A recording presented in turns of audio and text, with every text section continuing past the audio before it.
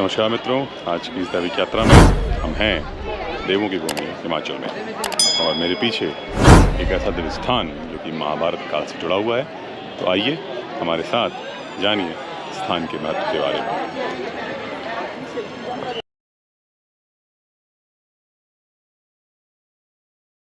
तो जैसा कि मैंने ब्लॉग की शुरुआत में कहा कि आज हम हैं देवों की भूमि उत्तरांचल में, एक ऐसी भूमि जहाँ पर जाने कितने अनगिनत मंदिर हैं और उनका एक पौराणिक महत्व भी है।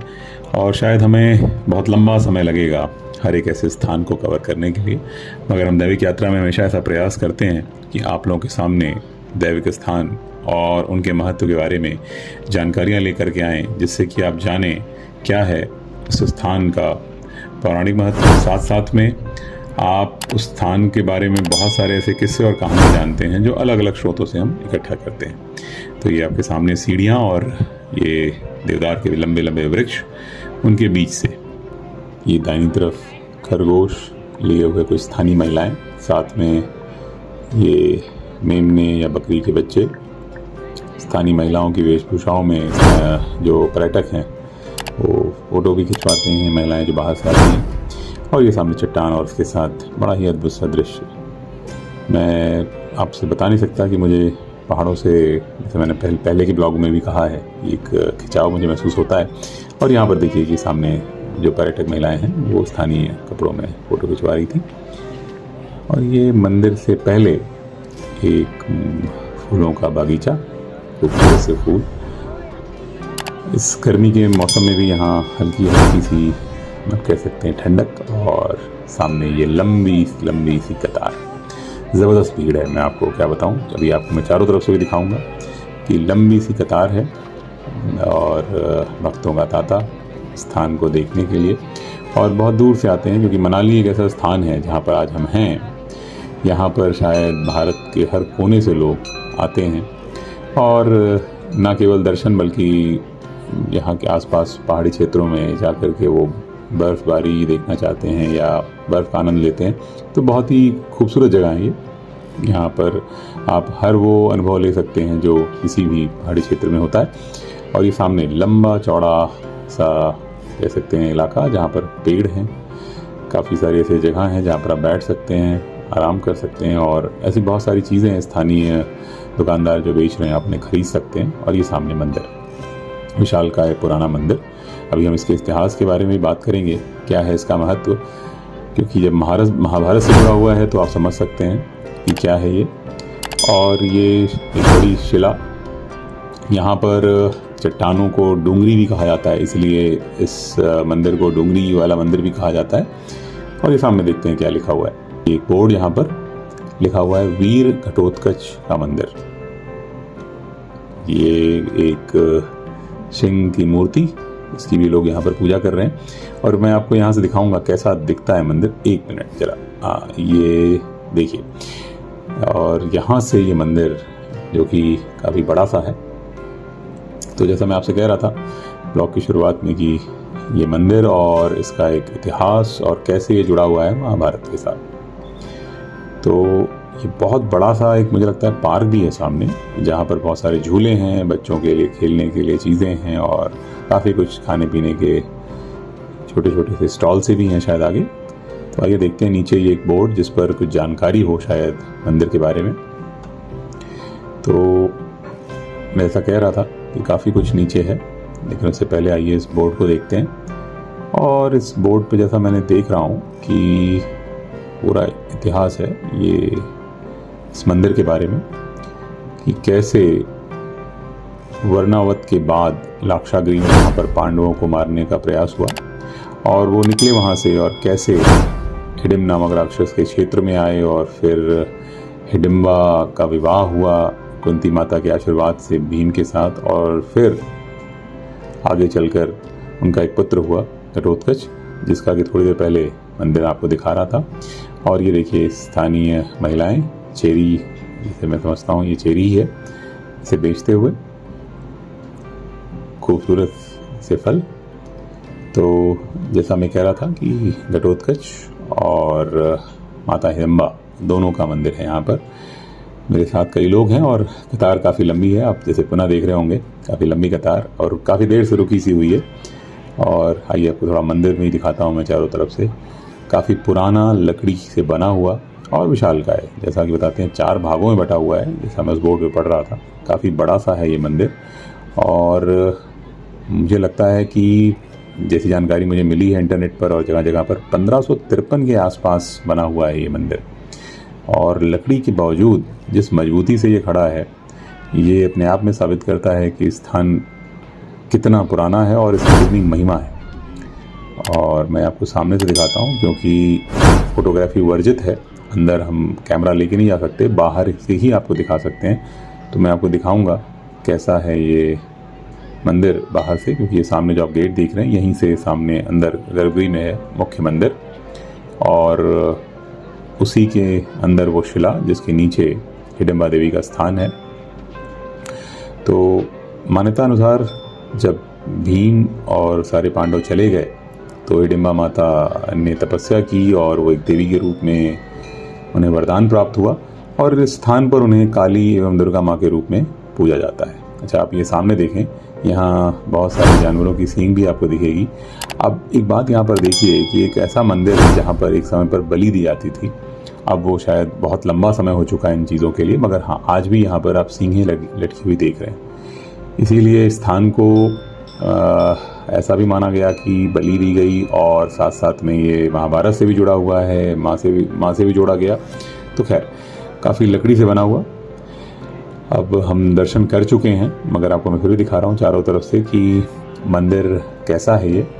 और जैसा मैं आपसे शुरू में बता रहा था कि माँ ने यहाँ तपस्या की और उन्हें आशीर्वाद मिला, उन्हें देवी का स्वरूप में पूजे जाने का आशीर्वाद प्राप्त हुआ, और उसके बाद से यहाँ पर ये पूजा हो रही है। ये चारों तरफ से मंदिर हम दर्शन करने के बाद भी देख रहे हैं कि बहुत लंबी भीड़ है और लोग काफ़ी देर से इंतज़ार कर रहे हैं। हमें भी करीब करीब आधा से पौन घंटा लगा इस पूरे दर्शन को करने में, और अब मैं समझता हूँ भीड़ और बढ़ चुकी है। ये दूर से देखिए, परगोड़ा शैली में बना है ये मंदिर। अब आप सोचें कि इस महिमा स्थान की कि एक राक्षसी और कैसे वो एक देवी में परिवर्तित हुई, और आज लाखों लोग, हज़ारों लोग हर साल आते हैं इस स्थान पर और हिडिंबा देवी के दर्शन करते हैं। ये बगल में सामने बच्चों के खेलने के लिए बहुत बड़ा सा पार्क है, तो जो लोग यहाँ आए मनाली में, वो यहाँ पर जब आएंगे तो बच्चों के खेलने के लिए भरपूर जगह है। और इस स्थान पे आने के बाद आपको एक अलग अनुभूति होगी, क्योंकि यहाँ पर आप जैसे कि दर्शन के साथ साथ पिकनिक जैसा भी माहौल है, तो आप यहाँ पर आकर के बैठ सकते हैं और स्थान का आनंद भी ले सकते हैं। तो आइए अब थोड़ा सा आगे बढ़ते हैं और देखते हैं कैसा है घटोत्कच का मंदिर।